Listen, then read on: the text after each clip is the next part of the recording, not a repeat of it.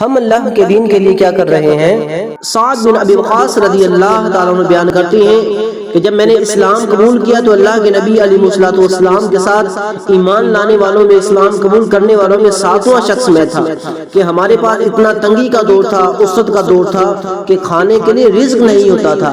ہم اپنے تیر کو یا اپنے کمان کو کیکر کے درخت پہ مارا کرتے تھے، اس سے جو پتے جھڑتے تھے ہم اسے کھایا کرتے تھے، جس سے کھا کھا کر ہماری بانچیں جو ہے وہ چھل گئی تھی۔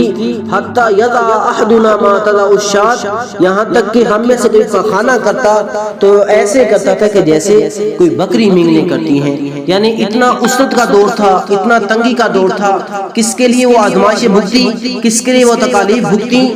اسلام کی تمکینت کے لیے، اس کی ترویج کے لیے، اس کی نشر و اشاعت کے لیے۔ آج ہمارے پاس اللہ رب العالمین نے تمام تر وسائل عطا کیے ہیں، تمام تر سہولتیں ہمیں عطا کی ہیں، اس کے باوجود ہم ہیلے بہانے بناتے ہیں۔